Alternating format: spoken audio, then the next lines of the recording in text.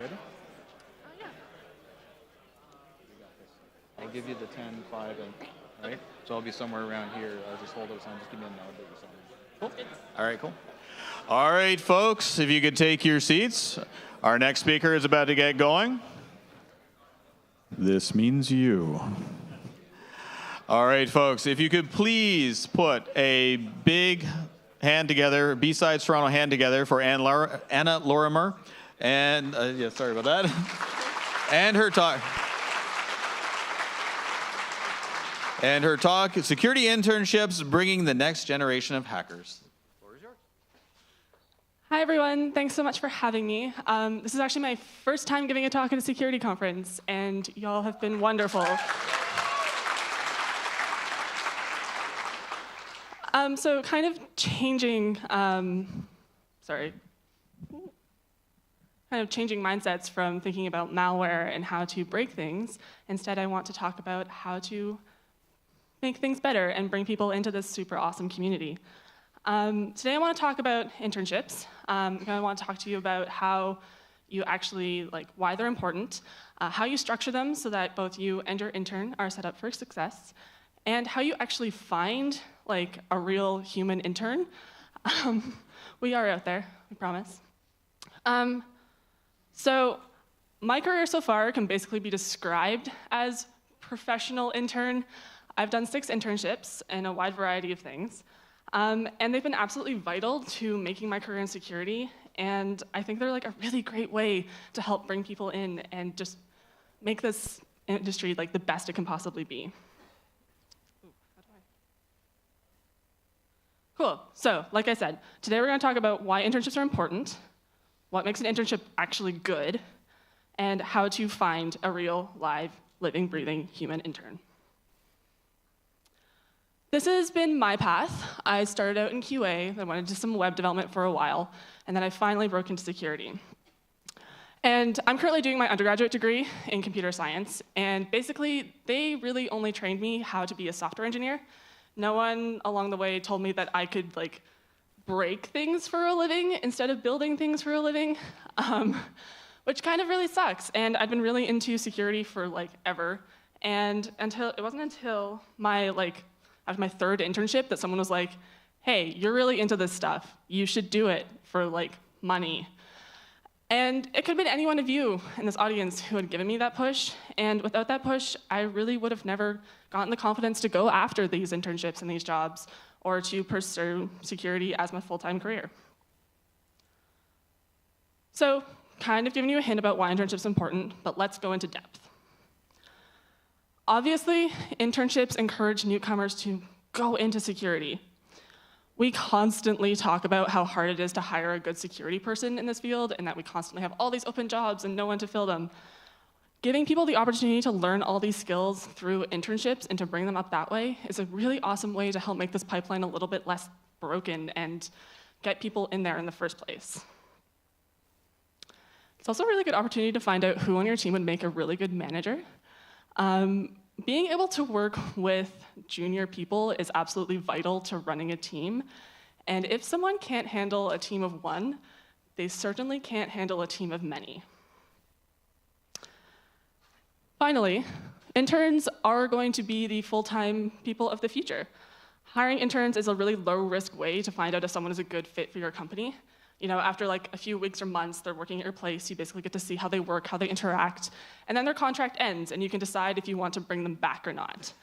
And you don't really get to do that with other traditional avenues for full-time hiring. When you go through the interview cycle, you hire someone, and then you find out. With interns, you get to check beforehand. And the thing that I really want to bring home here is that it's actually really hard to break into security. Pun 100% intended.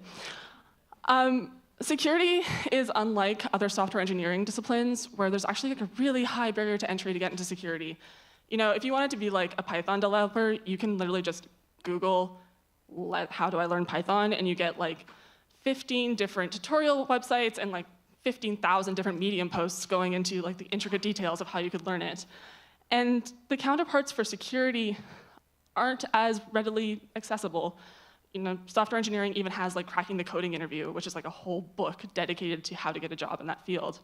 But the counterparts in security, like micro-corruption, Google Gruyere, OWASP, I think it's called JUICE, their framework for practicing web hacking, you often know like basically how computers work at every level to do those already. Like micro-corruption, you have to know how to read assembly, which I barely know how to do, and it's definitely really hard to expect someone who's an entry level just starting out in this to also know how to do. Internships can really help break down these barriers. Like I said, you're learning skills on the job. You're helping teach people as they're doing stuff. It's not like they're doing these little practice things on the side to get better. They're actually doing the real work that we all do on the job every day. Hopefully you're now convinced that interns are great and we don't just break things all the time. But internships can go one of two ways. They can be really great, or they can kind of not be so great. And there's a couple different things I want to talk about and how we can make these the best we possibly can. The way I see it, there's like two major parts to an internship. There's the actual learning environment that you put the person in, and then there's the actual project that you have them work on. So let's start with how you make a good learning environment for an intern. Creating a good learning environment involves buy-in from every level of your organization. If someone's not on board with having an intern, it shows, and your intern will definitely pick up on that. And there's definitely a couple things that we want to do and a couple things that we don't want to do. So let's start with what we want to do.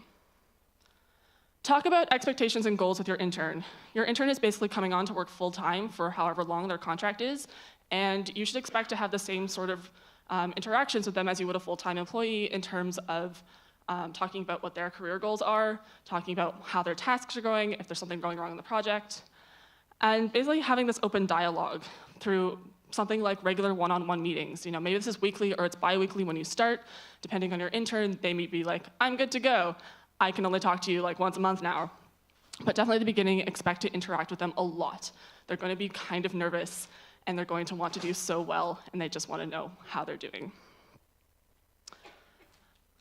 The other part of an open dialogue is mentorship. So mentorship is when someone who has a lot of breadth and knowledge and experience in the industry helps guide someone more junior through their project and their tasks and their day-to-day work life. This has been, I can't explain to you how helpful mentorship has been to me. In particular, the internships where I've had an assigned mentor who's basically signed on to be my go-to person for when I'm stuck, when I need help. As an intern, it's really, really intimidating to ask people for help. You already kind of feel like you're a bit of a burden on your team because everyone's just doing their jobs and you're there trying to sponge up everything they know and not get in the way. But like I said, having someone who's signed on to be your go-to person just makes it so much easier. You feel so much more comfortable, and you learn so much more. How many people have heard of sponsorship? Right. It's not a really well-known thing, and it makes me really sad. Sponsorship is when someone who's usually higher up in your company vouches for you. So for me, a really good example of this was actually the first time I gave this talk back in OWASP Portland.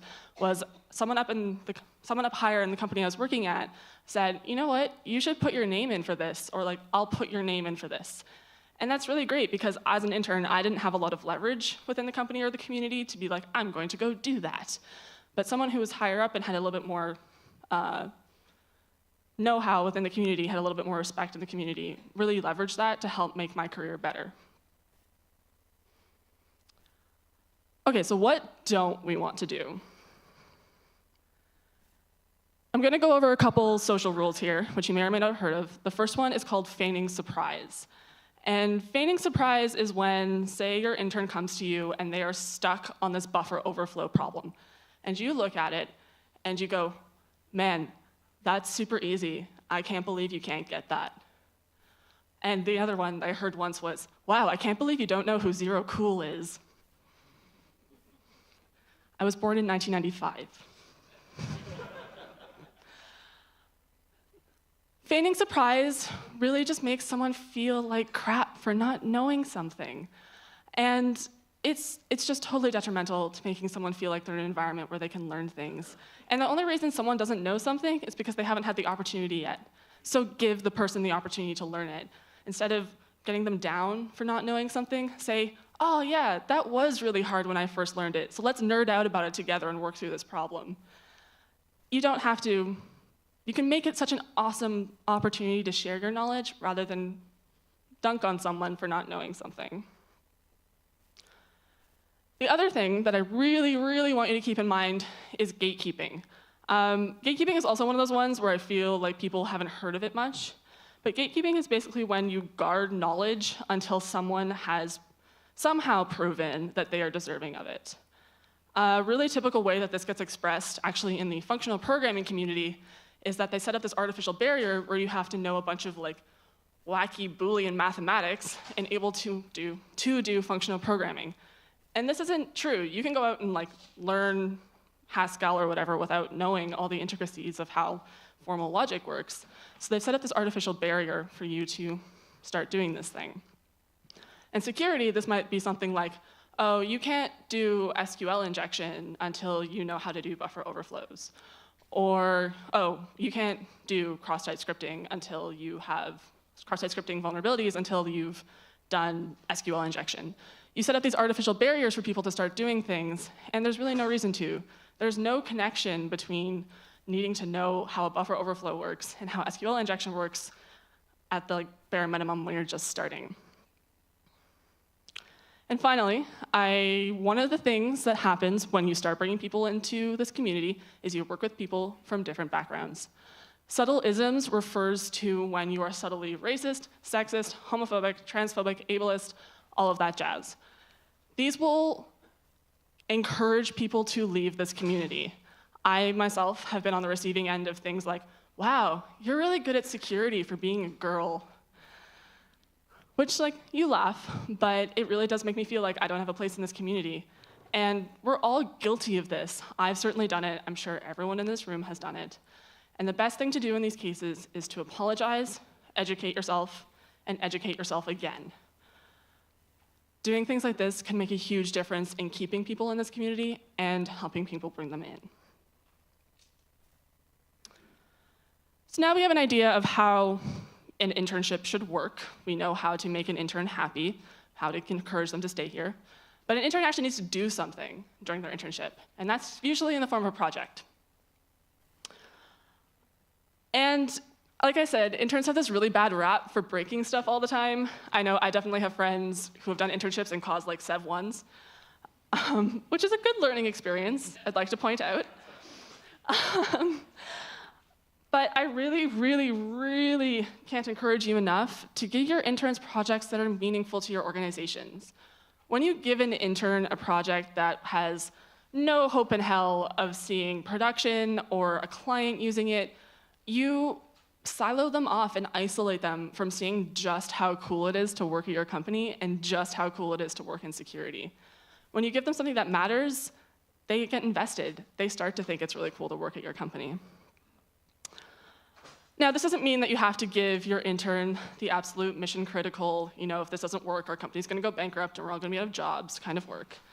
A really good example that I heard was give your interns the nice to haves on a project.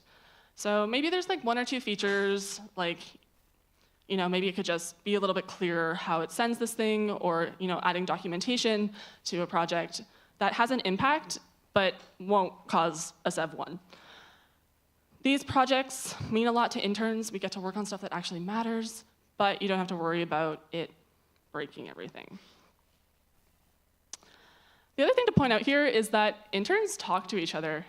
If you give your intern a super cool project that they think is awesome and has a lot of impact, they will tell all of their intern friends, and your company is suddenly the coolest person ever to work for. And I can't vouch enough for like the intern back channel network as advertising for your company. It's amazing, like your hiring pool just expands exponentially when interns think you're cool.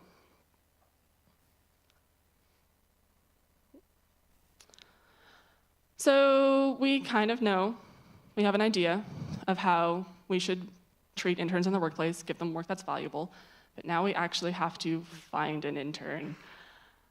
The good news is that there is a lot of us out there. A lot of us are super enthusiastic. We are all graduating and are terrified of what we're going to do with our futures. So there's a lot of us out there. It's really good. The mediocre news is that often we have trouble finding these opportunities or accepting them for reasons I will get into. So you can physically find us at things like conferences. CUSEC in particular is one I want to highlight. I realize the graphic kind of sucks, but it's the Canadian Undergraduate Software Engineering Conference, and basically it is 300 Canadian undergraduate students crammed into one hotel for 3 days. And they are all looking for internships, and they are all very excited to be looking for internships. They've been practicing their interview skills for months, and they are ready to go.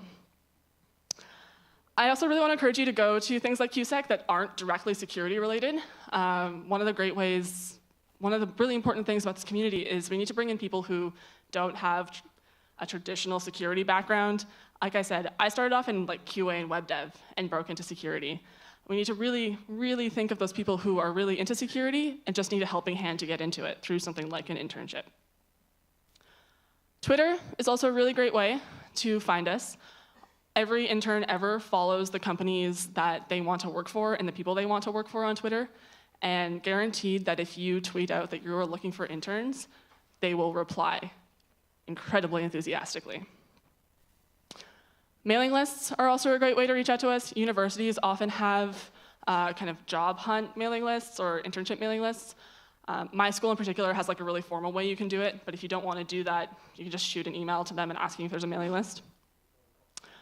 And finally, going to physical meetups, again, maybe not security related, are a really great way to find us as well. A lot of us go to these meetups to try and get a feel for what it's like to work in an industry, to see talks given by people to kind of see what companies are about. So we're a really great way to find us there. I also want to insert your local university/college here. Like I said, my school in particular has this big formal program where you can go through co-op. But often you can partner with companies on campus, or clubs on campus, or committees on campus to run workshops, have talks, give a panel. I know in particular the Computer Science Club and the Women in Computer Science Committee on my campus are super, super active around this. And we love it as students because you come in, you talk to us about how cool your job is, we get to learn something new, especially if it's a workshop. We really, really like those because it's like an internship condensed into a few hours or a day. And yeah, there's a really, really great way, there's a really great university network out there you should definitely take advantage of for if you want to find an intern. The reason an intern may not be able to accept your offer really comes down to pay and housing. For reference, I pay about $7,000 a term in tuition before additional fees. And if you can't pay me enough to help me support that, I can't take your internship. I just can't. And that makes it really tough. So I really encourage you to pay interns above minimum wage. Upwards of $20 an hour is usually best. I looked up the stats from my university of how much interns get paid, and at least by your second internship, you're looking at $20 and up, unless you're Facebook and you're paying your interns $50 an hour, but that's Facebook. They're rolling in dough. They don't know what to do with it. Another thing that really helps with us is housing stipends helping us pay for rent. My last internship I wouldn't have been able to take if they hadn't helped me pay for housing. Transportation is also really important. It is expensive to use public transportation pretty much anywhere in the world. So helping us pay for bus passes or transit passes in general may really, really help us take your internship. Your company will also get an amazing reputation, and interns will love you forever and will want to work for you full time. I also really encourage you to give us the opportunity to negotiate. This isn't, again, we're really trying to figure out what it's like to work in this industry, and negotiating offers is part of that. And us accepting an offer may come down to you being flexible around how much you give us for housing or giving us $1 or $2 extra an hour. Now, I just told you that Facebook pays their interns $50 an hour, and you might be going, oh, my organization can't do that, my company can't do that, that's too much for us right now. And it's really important to recognize if you're not ready for an intern, if you don't have team buy-in yet, if no one wants to sign up to be a mentor, if no one wants to sign up to be a sponsor, it's probably not the right time to take an intern, but there's other ways you can help. Sponsoring conference tickets is life-changing for a lot of people. This year, there was a really big push to get, I think it was 40 women in the end to DEF CON, and that's 40 people who went to the biggest security conference ever and who learned how cool this industry is and who wouldn't have been able to get there otherwise. Running workshops is also life-changing for a lot of interns and people looking to work in this industry. It's like an internship, but condensed. Like today, we're doing the Kali Linux training, and that's all stuff you could learn on an internship, but it's been condensed down into this one day, and that's really, really awesome. And that's something that these people can put on their resume to get more internships or to get a full-time job. It's also a really good opportunity to do PR for your company, because if you give interns free access to your API for a day, or they get to use your hardware for a day, they will want to work for you, and they will tell everyone about how cool your company is. And lastly, pay for licenses. I've been really lucky. The couple internships I've worked at have covered things like my Burp Suite license, which has let me continue to educate myself and continue to get better at what I do. This is, again, paying for tools and helping people to learn things. And they will think your company is the greatest, and they will be so much better when you go to hire them full-time. To reiterate, internships are valuable for everyone, not just the intern. Your organization gets to find out who would be a good manager, who would make a great potential full-time hire, and we generally bring really awesome people into this industry. When you give interns meaningful projects, they think your company is thebomb.com, and they get to actually learn about how cool it is to work in security and how awesome your company is. And also, bring new people into the pipeline through things like going to conferences that aren't directly security related. There's a lot of people like me out there who felt like they could literally never hack it to get into security until someone gave them the opportunity to do so. That's it from me. Thank you for having me. You can find me on Twitter here. The glyphs are from the Font Awesome project, and if you want to learn more about how to create a good learning environment, I can't recommend the Rakers Center social rules enough. They're basically a retreat in New York, and they spent a lot of time working on their documentation about how to create a healthy learning environment for people. Thank you.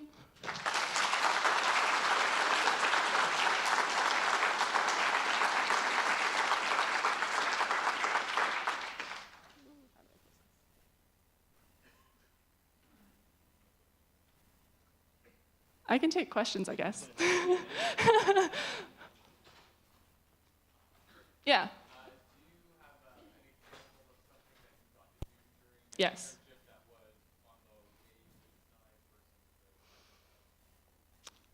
I don't want to be without naming names. So a project I worked on recently was, so the company I was working at, we regularly interacted with every other team in the company to do security reviews for whenever releases went out. And we had this super janky script that let us know when a team was requesting a review through Jira. And it broke at least once a week, often spectacularly. And it wasn't like something that was mission critical. Like, it worked well enough. We found out about them. But my project was to rewrite it and to make it more robust and to integrate it into Slack, actually. And it just made such a huge impact. We actually discovered that teams had been created that we didn't know about for requesting security reviews.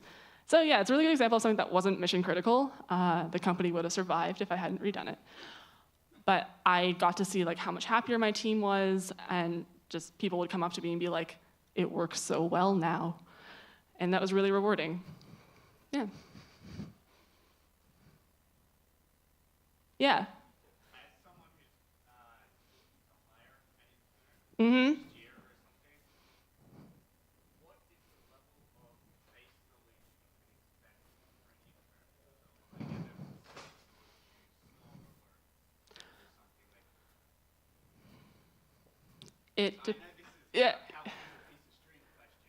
This might be for everyone on what learning from your education. I can really only speak for people from my school, but our first year education is pretty comprehensive. We can go straight into development, usually. For security things in particular, security isn't something that's normally taught in universities, especially first year. I think buffer overflows were mentioned once in my entire first year. In terms of how much you can expect an intern to know, I think that's definitely something that would fall under talking to your intern. And when you do interviews, see where they're at.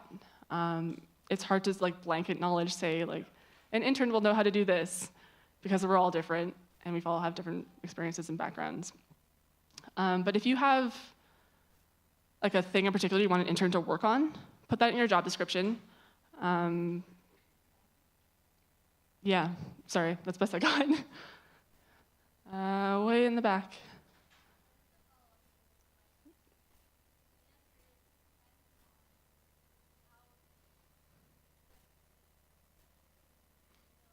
And how much they've taught themselves outside of university.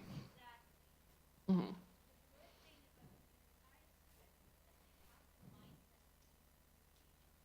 Sometimes.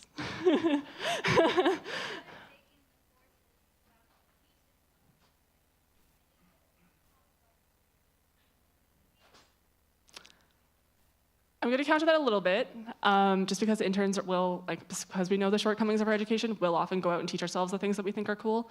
This has been especially my experience in security. Like, I had to go and teach myself everything. But yeah, it depends. Sorry, that's the best I've got. Yeah.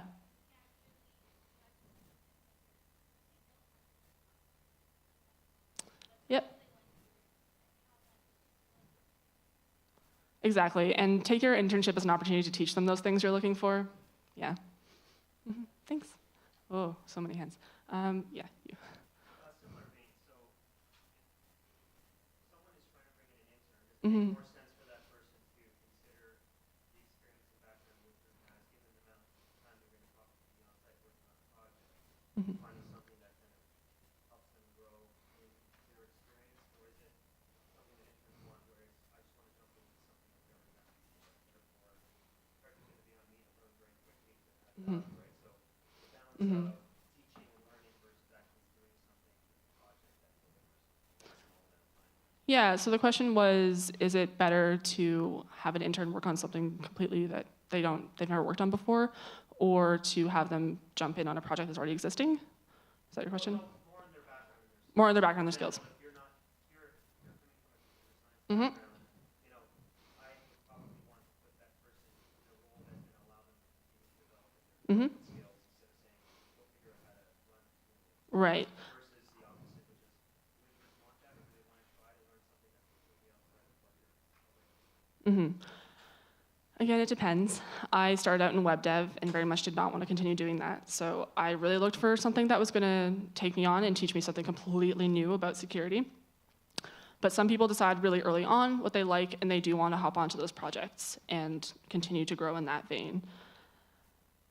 Again, it kind of comes down to if you have the resources to teach someone something completely new, or if you only have the resources to help someone have someone who's more advanced and jump onto a project and kind of almost consider them a full member of the team at that point. You can decide early on which one you want to do. It doesn't have to be like you get an intern, then figure that out. You can put in your job posting things like, we're looking to teach this person everything they need to know, is a really helpful thing when interns are looking for jobs. And it's really clear about what your expectations are of them. Does that make sense? Okay. Yes. Mm-hmm.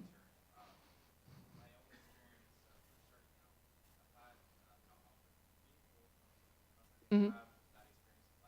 Mm-hmm.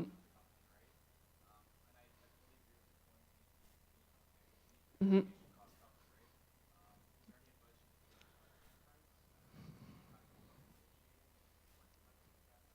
Yeah, my best advice is to not back down.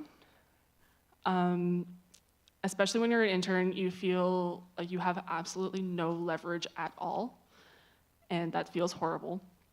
But if the company has given you an offer, they want you to work there, use that. Definitely come in with examples of things you want, like say, I need a bus pass, it will cost you this much. Or I looked up rent here, and it is this much. I need you to help me out with that. Yes and no. If you have multiple offers, I know people who have leveraged that. In a perfect world, you have multiple offers and you can leverage that, but yes. Are we out of time? Okay, if you want to come talk to me, I'll be hanging out in the front. Happy to answer more questions.